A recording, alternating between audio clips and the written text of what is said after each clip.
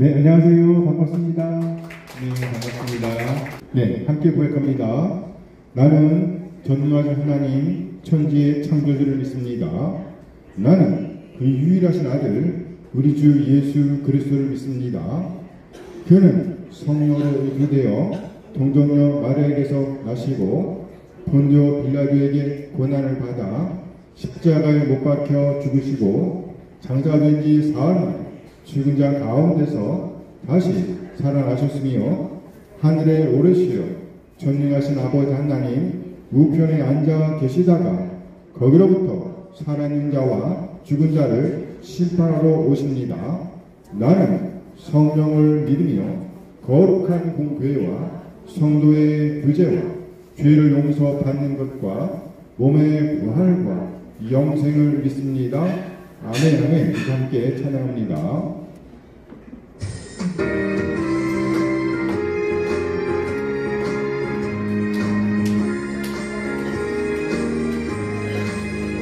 우리 모습으로 끝나 세상 하나 보고서 모든 귀신 걱정 사지루에 주를 뵙고 성도함께 열린 광을 쓰리라. 예루살렘에서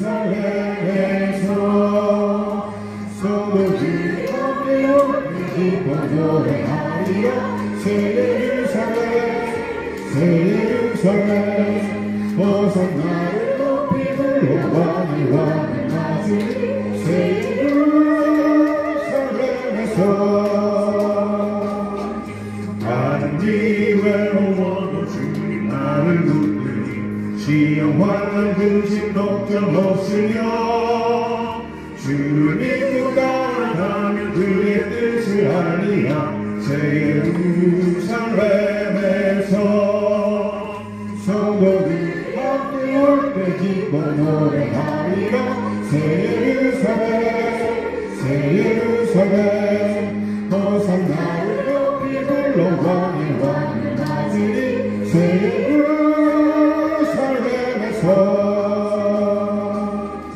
내가 세상 작별하고 우리 눈물 거두고 주의 영광 찬양하게 비추되 나를 구속하신 주를 기쁨으로 외우리. 새 예루살렘에서 성도들이 함께 올 때 기뻐 노래하리라. 새 예루살렘 호산나를 높이 불러 왕의 왕을 맞으리. 새 예루살렘에서 아름다운 그곳에서 구속받은 성도와 사랑하는 주님 만나게 올 때 주의 영광 노래하며 영원토록 살리라. 새 예루살렘에서 성도들이 함께 올 때 기뻐 노래하리라. 새 예루살렘 호산나를 높이 불러 왕의 왕을 맞으리. 새 예루살렘에서 아멘, 아멘. 네, 오늘은요 패하는 것처럼 보인다고 해서 패하는 것은 아닙니다 라는 제목으로 말씀을 나눠보려고 합니다. 패하는 것처럼 보인다고 해서 패하는 것이 아니다. 그래요. 승리하는 것처럼 보일 수 있습니다. 또는 실패하는 것처럼 보일 수가 있습니다. 특히 우리는 얼른 볼 때 악인이 승리하는 것처럼 보일 때가 많습니다. 틀림없이 옳지 않을 때 승승장구합니다. 이기고 이깁니다. 진급하고 또 진급합니다. 돈도 상당히 많이 봅니다. 그리고 또 봅니다. 무서운 불의의 권력을 쥐고 마음대로 휘두르는 것도 보기도 합니다. 반면에 의인은 힘을 쓰지 못하는 것 같습니다. 오름은 설 자리가 없는 것처럼 보일 수 있습니다. 그저 쫓겨다닙니다. 자신만 쫓겨다니는 게 아니죠. 쫓겨다니는 그 자신으로 인해서 주변의 사람들이 상당한 어려움을 맞닥뜨리기도 합니다. 참으로 가슴 아픈 일이 아닐 수가 없습니다. 통일 이스라엘의 왕으로 등극하기 전 다윗이 한때 겪었던 일이기도 합니다. 시편 52편 1절에서 4절까지의 말씀입니다. 다윗의 마시길 인도자를 따라 부르는 노래. 에돔인 도액이 사울에게 이르러 다윗이 아히멜렉의 집에 왔다고 그에게 말하던 때에 포악한 자여 네가 어찌하여 악한 계획을 스스로 자랑하는가. 하나님의 인자하심은 항상 있도다. 네 혀가 심한 악을 꾀하여 날카로운 삭도같이 간사를 행하는도다. 네가 선보다 악을 사랑하며 의를 말함보다 거짓을 사랑하는도다. 간사한 혀여 너는 남을 해치는 모든 말을 좋아하는도다. 시편 52장의 표절을 다시 보겠습니다. 다윗의 마시길 인도자를 따라 부르는 노래. 에돔인 도액이 사울에게 이르러 다윗이 아히멜렉의 집에 왔다고 그에게 말하던 때에, 여기 등장인물을 보면 4명입니다. 첫째로 언급된 사람은 도액입니다. 둘째 사울입니다. 셋째 다윗이에요. 그리고 넷째 아히멜렉입니다. 여기 아히멜렉은 당시 제사장이었습니다. 이때 다윗은 사울에게 쫓겨다니고 있었어요. 사울은 자신이 쥐고 있던 권력을 빼앗길까봐 노심초사했습니다. 몹시 마음이 불안했으며 아주 초조해하고 있었습니다. 당시 권세를 쥐고 있던 사람은 이스라엘의 왕 사울이었습니다. 그리고 권세를 쥘 가능성이 없이 쫓겨다니는 사람은 다윗이었습니다. 그 중간에서 기회를 노리고 있던 사람이 바로 도액입니다. 누구라고요? 도액. 오늘 성경은 도액에 대해서 아주 자세하게 표현해주고 있습니다. 첫째, 그는 포악한 자였습니다. 1절 말씀이에요. 포악한 자여 네가 어찌하여 악한 계획을 스스로 자랑하는가. 하나님의 인자하심은 항상 있도다. 여기 포악하다는 말의 의미는요, 권력자의 반열에 서기 위해서 거침없이 누군가를 희생 제물로 삼을 만큼 권력에 대한 갈망이 아주 강했다는 말이에요. 그는 권력자의 자리에 오르기 위해서 악한 계획을 세웠습니다. 그리고 주저하지 않고 그 악한 계획을 이루려고 했던 사람입니다. 그리고 도액, 그는요 심한 악을 꾀하던 사람이었답니다. 간사를 행하던 사람이었답니다. 마치 날카로운 면도날처럼 날카롭답니다. 2절 말씀이에요. 네 혀가 심한 악을 꾀하여 날카로운 삭도같이 간사를 행하는구나. 날카로운 삭도같이 아주 예리한 칼 같았다는 말이에요. 순간적으로 상처를 입힐 만큼의 꾀를 가지고 있었다는 말입니다. 칼로 상처를 입어본 사람이라면 날카로운 칼, 면도칼이 얼마나 강력하게 상처를 입힐 수 있는지 알 거예요. 도액이라는 사람이 그랬다는 말입니다. 그래요. 도액은 순간적으로 누군가에게 상처를 주되 아주 심각한 상처를 줄 만큼 그렇게 충만하게 악을 쌓고 있었습니다. 선보다 악을 사랑했으며 진실보다 거짓을 열정적으로 따랐던 사람입니다. 3절 말씀이에요. 네가 선보다 악을 사랑하며 의를 말함보다 거짓을 사랑하는도다. 여기 사랑한다는 말은 단순히 좋아하는 정도를 말하는 것이 아니에요. 아주 깊은 애착을 가지고 있었다는 말입니다. 무엇에 대한 애착을 갖고 있었을까요? 권력에 대한 애착이죠. 권력. 그래서 그는 아주 적극적으로 그 길을 쫓아갑니다.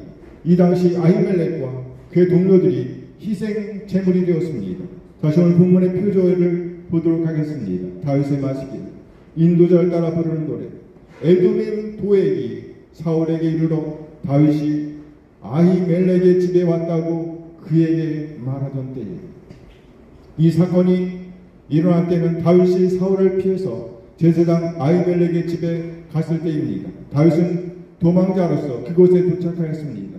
상당히 배가 고픈 상태였습니다. 그래서 다윗은 제사장 아히멜렉에게 먹을 것 좀 달라고 애원합니다. 이때 아히멜렉이 말하죠. 사무엘상 21장 4절 말씀입니다. 제사장이 다윗에게 대답하여 이르되 보통 떡은 내 수중에 없으나 거룩한 떡은 있나니 그 소년들이 여자를 가까이만 하지 아니하였으면 주리라 하는지라. 그래요. 제사들이 떡만 있었다는 말입니다. 제사장이 거룩한 떡을 다윗에게 주었습니다. 그때 이 광경을 지켜보던 사람이 있었습니다. 도액입니다. 사무엘상 21장 7절 말씀이에요. 그날에 사울의 신하 한 사람이 여호와 앞에 머물러 있었는데 그는 도액이라 이름하는 에돔 사람이요 사울의 목자장이었더라. 도액은 어디 사람이라고요? 에돔 사람이었어요. 그런데 지금은 사울의 목자장이 되어 있었습니다. 그에게 무슨 일이 있었는지 모르겠으나 에돔 사람이 이스라엘의 공무원이 되어 있었다는 말입니다. 절대로 평범한 일은 아니었다는 말이죠. 이 사람이 이번에는요 사울에게 다윗이 아히멜렉의 집에 다녀간 이야기를 전했습니다. 모두 잠잠하고 있던 터에 도액이 사울 앞에 나서서 말을 던집니다. 사무엘상 22장 9절 말씀이에요. 그때 에돔 사람 도액이 사울의 신하 중에 섰더니 대답하여 이르되 이새의 아들이 노베 와서 아히두의 아들 아히멜렉에게 이른 것을 내가 보았는데 이 말을 듣고 사울은 아히멜렉을 심문합니다. 그리고 신하들에게 그와 그에게 속한 사람들을 죽이라고 했습니다. 그러나 그 사람들은 그것을 꺼려하였어요. 이때 나서서 사울의 명을 따라 85명이나 되는 제사장을 죽인 사람이 바로 누구요? 도액입니다. 사무엘상 22장 18절 말씀이에요. 왕이 도액이 이르되 너는 돌아가서 제사장들을 죽이라 하매 에돔 사람 도액이 돌아가서 제사장들을 쳐서 그날에 세마포 에봇 입은 자 85명을 죽였고 세마포 에봇을 입은 자 곧 제사장 85명을 죽였다는 말이에요. 그것뿐만이 아니었습니다. 사무엘상 22장 19절 말씀 봅니다. 제사장들의 성읍 노베의 남녀와 아이들과 젖먹는 자들과 소와 나귀와 양을 뭐 했다고요? 네. 도액. 그는 권력의 눈이 멀어서 이런 일을 서슴지 않고 행했다는 말입니다. 그야말로 포악한 자였다는 거예요. 날카로운 면도칼보다 더 날카로운 살상을 저지른 사람이었다는 말입니다. 마치 악이 승리하는 것처럼 보였습니다. 하나님의 사람, 하나님을 따르던 사람 모두가 다 죽어나갈 것 같았습니다. 그런데 오늘 본문에서 보니까 다윗이 고백하기를요 하나님의 인자하심이 항상 있다고 고백하고 있습니다. 시편 52편 1절 말씀이에요. 포악한 자여 네가 어찌하여 악한 계획을 스스로 자랑하는가.